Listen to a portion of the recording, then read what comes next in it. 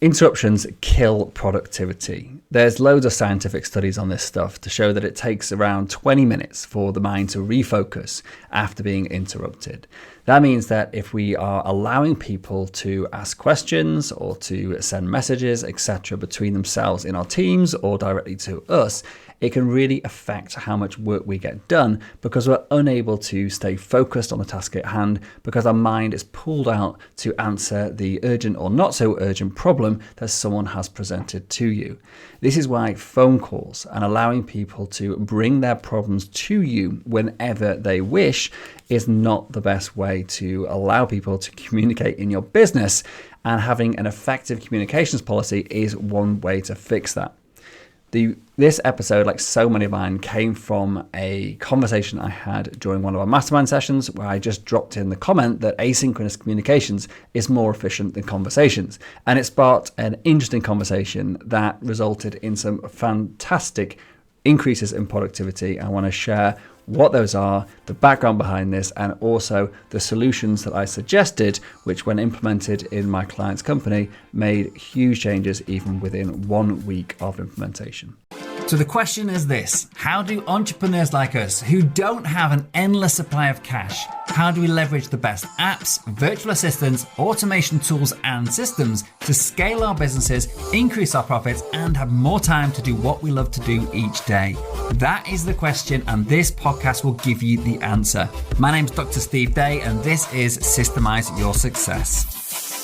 So when I used to work in A&E, I was always astounded by the consultant who was working, sort of running the department. The amount of times people would be walking up to them consistently throughout the day, asking them question after question, and me included. I was a junior doctor and I felt I needed help with pretty much everything. So I was constantly bombarding this person with questions. And I often used to think, like, how on earth do they get anything done? They must be like have laser focus on what they're actually thinking about. So it allows them to be able to answer all these questions and actually keep going. But actually, it probably wasn't true. It probably was the fact that they were actually struggling themselves. That these constant bombardments of questions and problems, other people's problems they're bringing to them, was actually affecting their productivity massively. The problem with A&E is that was their job and they had to support people. In business, we can sometimes feel like that we are constantly being bombarded with questions and requests from our teams. And if you're a manager, then the same thing happens. If you're a business owner, then you often are, especially in a small business, you're often where the buck stops and most things come towards you. And so we've got to be mindful of that and we've got to protect our time. And similarly, we need to actually protect our staff's time, because as a business owner or a manager, the minute we send a question or a task or a request to one of our staff members, they can sometimes feel that they need to act on it immediately because, the boss has sent it, when actually that may not be the best course of action for actually getting their general work done, and it may actually reduce their productivity because we've actually interrupted their workflow, and that obviously isn't a good thing for the company as a whole. And my wife also feels this as well. For even more evidence of this, she works as a senior manager in an accountancy firm. She gets so much more work done when she works from home because she isn't sat there available for her team to come and ask her questions about work and stuff. They have to sort of figure stuff out on their own, and then they can ping her messages and emails if they need some support. So I've seen this the evidence from scientific studies, I've seen evidence in personal experience, and I've seen evidence from other business owners and for managers in companies. And this is a problem that if we don't address it, if we don't have a solution, that's a standardized way of communicating with your company, you're leaving it to chance, and the chances are that you're going to end up with a messy communication system that basically means that everyone's getting interrupted and the productivity of that team drops massively. In a mastermind last week, I shared our policy on communications with one of my clients, and this week he came back and thanked me, and he actually said that his operations manager had turned around to him and said, "This has been the most productive week ever." And that's simply from applying a few simple policies and a few simple frameworks that allow his entire team, and he's got about 12 people in his team, some of them remote, some of them in the office, about half and half. And so he applied this to the whole team now, and has allowed his operations manager to get more done. And he just secretly said, like, this has been amazing. There's so much less chatter going on. There's so much more work being done because of having a simple and structured way that guides people on how the best way to get the questions to that answered in a efficient way, in an effective way, and in a timely way without interrupting everybody else. And it's quid pro quo, if you like. If you don't interrupt people because you have a systemized way, they're not going to interrupt you either. So it works both ways, and it means you as an employee or manager get more done, and also everyone else in the team does too. So let's have a look at the solution, the one that we use in our business. And there's actually a couple of things that my client implemented this week that we're going to adopt. So I'm going to bring those into this as a whole package, because I think they were so insightful what he'd actually done with this and improved it, that I'm going to actually incorporate that in, and we'll actually start doing it from tomorrow, in fact. So I'll just present this as the whole picture. Okay, so first of all, understanding that asynchronous communication is a massively effective way to communicate is the first thing. We don't need often to actually get on the phone to speak to someone there and then, to get instant answers to questions. It's often that we actually can present a question, get on with our work, and then we can, when that solution comes, we can use that to continue whatever that piece of work was. But communicating effectively in an asynchronous way is sometimes a challenge. People can often get bogged down with writing long-winded explanations and typing out questions and maybe even taking screenshots and stuff. And all that takes a lot of time. So that's why people often refer to just walking across the office and having a chat or picking up the phone, because people feel that it's so much easier and quicker to do it that way. However, video communication, something called the video comms revolution in our courses, is all about using video, whether it's just literally recording yourself talking, and that can also be audio as well, or actually recording your screen, explaining and showing the problem firsthand, and then sending that video for someone to actually be able to review. That is a far, far more efficient way of getting huge amounts of information across, and also allows you to, if you use a video, it allows you to show your body language. People can actually see what you're talking about. You can actually build rapport by actually, even if you're not doing it synchronously, you can actually build rapport because people are seeing your face and how you're actually asking the question rather than writing an email. It can be misinterpreted. I've covered this in other episodes as well, because it's such an important thing. So understanding how to efficiently communicate complex or simple problems is important, and video or audio is a great way to do that. Unless it's super simple, like one little line of question that can not possibly be misinterpreted, then okay, fair enough. There are times when text is more efficient, but they are few and far between from my experience. So that's the first thing. So we need a way to actually effectively communicate asynchronously. The second thing is understanding that we need to keep communication in the right place. If we allow people to send emails and send WhatsApp messages or Slack messages, like they basically choose the method or the medium in which they're going to communicate at will, then we end up with lots of disjointed conversations. It's very hard to keep track of everything that's been talked about a specific task or a project if we allow people to communicate in any way. So one of the first policies that we introduced in our company, which made it the biggest difference probably to anything except for using video, was about having task-based comms. That means that if a question or a communication in any, for whatever means, is about an existing task, so whether it's a recurring task or an ad hoc task that's been delegated to someone's board, then that communication happens on that task. So in Asana, it's what we use our project management software, and you may use something different, it's fine. But on that, there's a comment section, and we put the questions or the video and we put it on and say, hey, Bob, can you just check this out? I've got these questions. So that means that there's an audit trail of all the communication that happened. We can bring other people in, so it's not like on a WhatsApp thread or whatever, then bring someone else in, you can't see the messages before, or an email thread, you bring someone in, you've got to look back through all these disjointed emails with all the email headings in between, and it sort of repeats itself, and it's like really, really inefficient. When we do it in a task management app like Asana, it's just a nice audit or trail of communication all about the single task. It's very confined to that particular problem or that particular task, and therefore it's really efficient. So One of the challenges, though, is that sometimes, best will in the world, people don't see the messages that are on tasks. So we need a policy, which is our escalation policy, to bring people's attention to stuff that needs to actually be looked at within your task management app. And there's a key method to do this, which really brings or makes this work. And if you don't do this part, then the whole task-based communications, or the power of that, and the bonus or the benefit of doing that is lost. And that is when we are communicating via our chosen instant messaging channel between our team. And for us, we use Slack because it's super cool and great for organization, and just I think it's an awesome app. So check it out if you don't use it. So we used to use WhatsApp. I think WhatsApp is not a great internal communication tool at all, for the reasons I've stated just now about history of comms, etc., when you bring people into threads, and there's loads of other reasons why it's not great. Slack is great for internal comms, so check it out, and I'll do an episode on that at some point if I haven't already. The key thing here is when you are sending a message about a task through your chosen instant messaging channel, whatever that is, if it's WhatsApp or whatever, but we use Slack.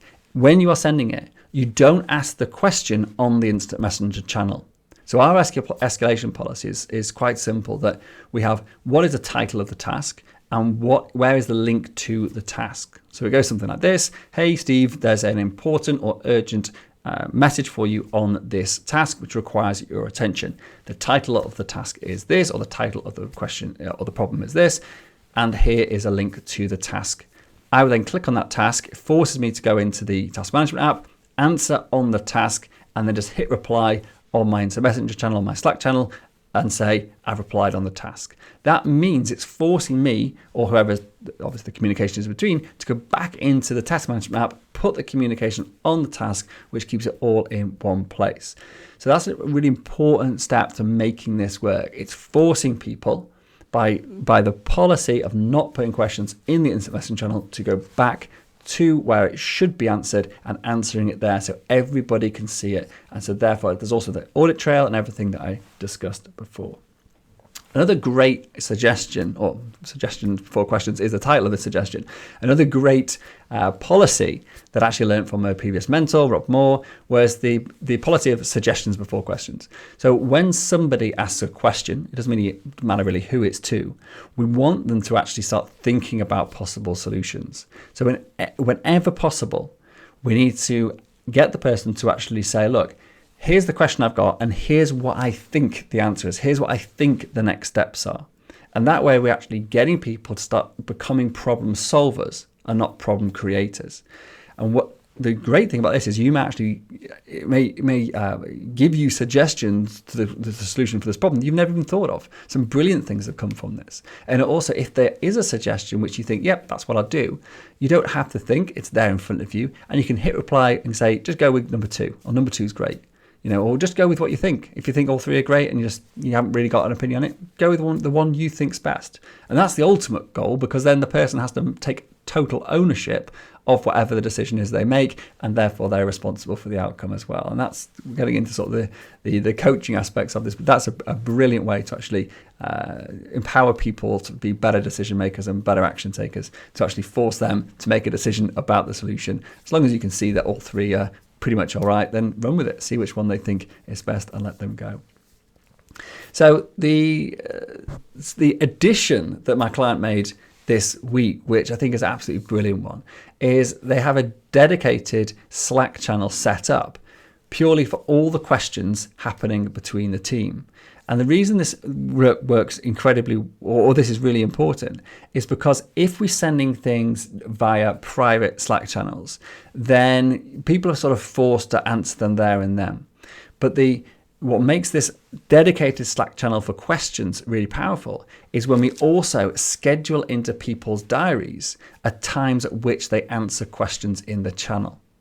And this separates the really urgent stuff from the urgent stuff, but it can be answered sometime today. By having a dedicated channel and actually scheduling, say, 15 minutes at 10 o'clock and 15 minutes at 2 o'clock for people to actually go into that channel and reply to any questions using the task-based communications policy, going back to the task and putting it on there. It means that it's not interrupting their day. They're not looking at it because it's not in their personal feed, in their personal direct message channel. So it's not interrupting them thinking, I've got to action that now. It's a dedicated space for them to go to and answer those questions as and when. Now, all of this is great, but it still can end up with lots of toing and froing of questions throughout the day and people getting bogged down with lots of messages and questions that need to answer. So we have another policy, which is around where messages should be sent. And this all depends on the urgency of the message. If somebody definitely needs an answer to that message on that day, they've got two options. We have a daily stand-up each day, and I've talked about that in the Trinity of Meetings, the Holy Trinity of Meetings, a podcast about that. And the daily stand-up is a meeting every day. We get together as a team, and we basically just present our ideas and present what we're going to be doing that day and any challenges we've got. But on our meeting board for that, so we have a board set up in our project management tool for that meeting. And on that meeting board, like on all our meeting boards, there's an issues list. And if somebody's got a question, whether it be about a task or something else, and they want to bring it to that meeting, to add it to the agenda, all they've got to do is pop it into the issues list. And then when we get to that meeting and we go through, we basically hammer through the issues list and then get those questions answered. And everybody who needs to be in that meeting is in that meeting, and therefore we can get things, everybody has opportunity to answer the questions or say, oh yeah, I'll answer that after, no problem. And basically brings awareness to them. So that's the first place. If the question comes up after the daily stand-up, and it's super urgent and needs to be answered that day, but it doesn't need to be answered now, it would go into the dedicated Slack channel for the questions, the daily questions. And that would then be processed, as I said, a couple of times a day or whatever you decide. So it's not interrupting people's flow. They go to it at a dedicated time, answer the questions, and then get on with their work. Then you've got the direct message channel within your Slack channel or your instant message channel, which can be then reserved purely for the super urgent stuff that I really need your help with right now. That could be something for things like you're running late for a meeting, so you're letting people know, or I really need the code to be able to log into your Facebook or whatever, and it's on a timer, so you've got to do it at the same time. You can't do it asynchronously. So things where it actually has to be done right now, or it could be something like super urgent. I've got to bring this to this person's attention. So that keeps the direct messaging in Slack really clean. And it means that is used far less because you've got this place to put other messages. Now, I mentioned the daily stand-up and the issues list on there. But we also have issues lists on our project meetings, on our departmental meetings, and on our company meetings. So each week, we typically have these meetings running each week. Each week we have a get together where the team, whoever's involved, say with marketing or with the sales side of things, or with our operations or our company meeting where everyone gets together. And on each of those meetings board, just like the daily stand-up, we also have an issues list. And so if a question about a task or anything else comes up, and it doesn't need to be answered immediately, so it's not appropriate for the direct message. It doesn't really even need to be answered that day, so it's not appropriate for the daily stand-up or the questions channel. But it needs to be answered sometime this week, and actually I can probably wait until the meeting on Thursday or whenever that meeting is scheduled. Then it goes on to the meeting board. This means that issue, that question, can come up and be discussed at an appropriate scheduled time as part of that meeting for the department or the project or the company, meaning even less comms and less communication is being fired back and forth through your instant messaging channel, meaning there's less interruptions within the day. So if we look at that in reverse order, the primary or the first place we would like messages or escalations to be done is into company meeting projects, which happen typically on a weekly basis. And that goes on the issues list. The second best place on the daily stand-up issues list. The third best place is into our Slack channel, which is then processed on a couple of times each day. And then for the urgent stuff, it can go as a direct message. By doing that and combining it with the task-based communications policy about not allowing questions specifically to be answered in Slack, but actually to be answered on the task itself, and also about using video comms to speed up the capture of tasks to avoid the need to actually pick up the phone or go and walk over the office to speak to somebody. When you combine all of these things together, it allows us to hugely reduce the number of interruptions, not just for you, but also for your team and in between team members as well. And it gives you the opportunity, or the whole team the opportunity, to focus on their most important work, the work they're working on right now, and know that their questions and also their ability to give the answers to the questions will happen at a scheduled time each day, which may be 1 or 2 times a day, or at the scheduled meeting as appropriate. So that's it. That's basically our communications policy, which we've been using now for quite a few years, and about 6, 7, or 5 years now, probably 5 or 6 years now. And it's been improved over the time to come up with this quite robust set of frameworks and policies. And as I said before, this addition of this dedicated Slack channel, I think, is an absolutely brilliant one. So we're going to actually start using that tomorrow to actually bring that next layer of removing or overwhelming the direct messaging channel within Slack with all those messages which aren't actually as urgent as sometimes people make out. So that's it. Hope that's been helpful. If you have found this helpful, then please do remember to leave a review, give us a rating, and especially share this with your friends and colleagues who may also find this helpful if you did. Take care. I'll see you next time. Thanks very much.